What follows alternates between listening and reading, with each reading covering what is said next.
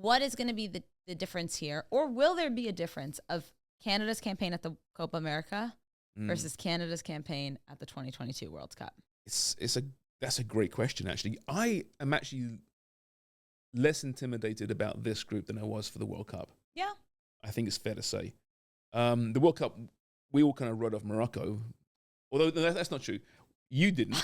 I don't think we wrote them off, but they were like the third team we were worried about. For sure. Right? Obviously, Belgium and Croatia. A lot of people wrote off Croatia, which was just stupid. Oh, right? That was they handed it was to. a tough group, I think, Canada's handed there. They did, yeah. They had a tough group for Get sure. a Copa, right? And obviously, the world champions write that one off. And like we discussed last week, Chile's their last hurrah, saying goodbye to some legends who were incredible players 5 years ago.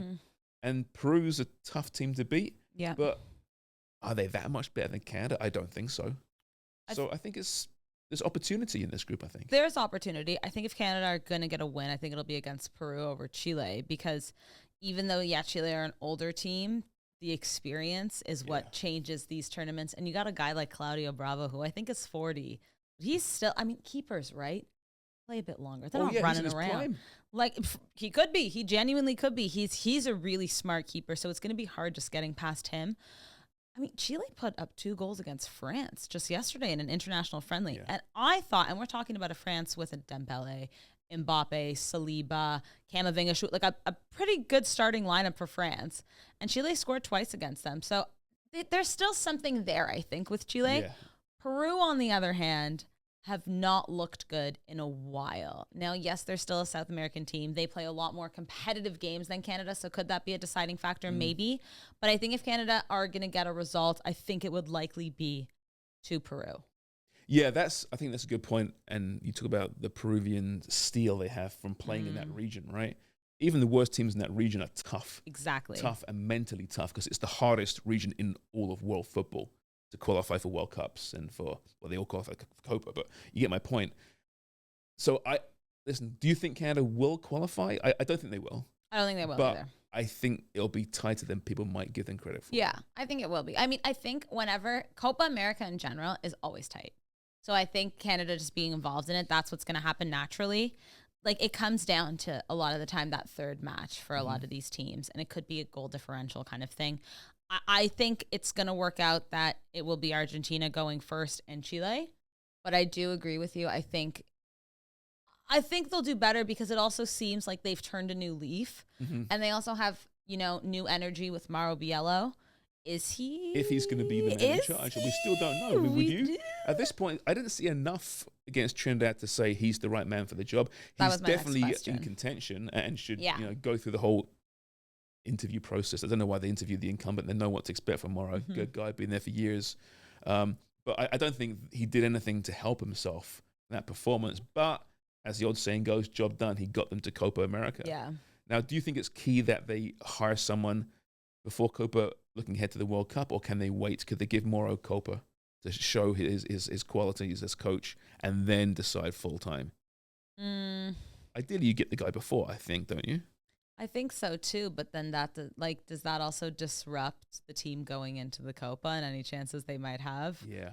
There's already a lot of change being done to this team, and I think it's good change, bringing in these younger guys who I think are spectacular and deserve to be on this team. But at the same time, they just got a new coach not too long ago after having John Herdman for how many years, that it's like, if you're going to switch it up again, will that cause, more ruffled feathers? And yeah, but at the same time, Canada what do you want to sacrifice?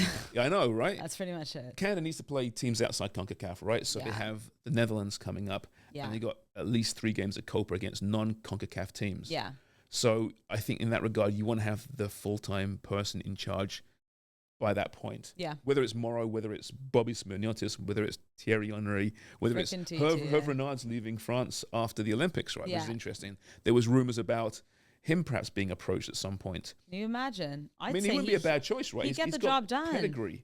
I'd want him, though, for the Copa America, and he won't be able to do that with the Olympics, because he's the kind of, he can win a tournament, and he knows what he's doing here. Yeah. He's the kind of guy that can come in and just grab the bull by the horns. But I think, like you said, they've blooded some younger players. I thought Schaffelberg came on, looked really great. He's been brilliant. I'm telling you, after that match I watched against Inter Miami, I said, this guy is... This kid could be a starter, right? Yeah. And that allows you to maybe to move around, be it a Tajon Buchanan or a Fonzie. I mean, I don't know. In a perfect world, you have Richie Larea and Sam Adekubi available for fullback or wingback.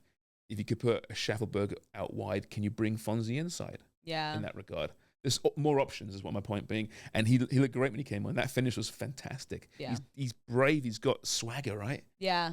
And with Tajon Buchanan looking a little bit rusty, hasn't played much for Inter Milan. He looked rusty. Not at all, in match. fact. He wasn't great, right? Now, listen, Tajon gets minutes. We know how good he can be. He's going to walk into that starting 11, but suddenly there's options here. For sure. Better to have options. Yeah. Steven Eustachio, captain, by the way. You like that? Yeah. That's what I said to you last week. I said he was my first choice. Yeah, I think it's good. He played well too. Yeah, he did. Kyle Aaron, big time player. He always shows up, though. It doesn't even matter I went over when he scored goals, right? And this is not ripping Kyle Aaron. I like Kyle Aaron. Yeah. And right now, I mean, who are the alternatives, right? It's not great. I don't think he works that well with John David. Mm-hmm. And he scores. He's a bit of a flat track bully. He scores against lesser teams. Yeah. But he scores a lot, though. It's the games that matter, though. Yeah. Yeah. It's just that's true because he hasn't been given any chances against bigger teams. Yeah, I guess that's true. But it's interesting because it seems like it's always like Laren's gonna score, he's gonna do it, and it's like, where's everyone else? Like that's what's concerning. Where are the goals coming from? Because it seems like all of a sudden they come back to Canada and you have like your Jonathan David, who's. I mean, I thought he played okay. Yeah, he didn't play bad. Again, he's playing a different role than he is at Lille, right? Yeah, he's a lot deeper. Position. Ike Ugbo didn't do too much to impress me. Will Theo Bair get a chance at some point? There isn't a hell of a lot up front. Yeah. It's tough to say that someone should get in there instead of Kyle Aaron. So right now he's going to walk into that 11 with David. Yeah. So who's going to play, either to their right or up top? Maybe it's going to be Ugbo. It was one game. He wasn't terrible, but I don't think anyone really stood out in that match.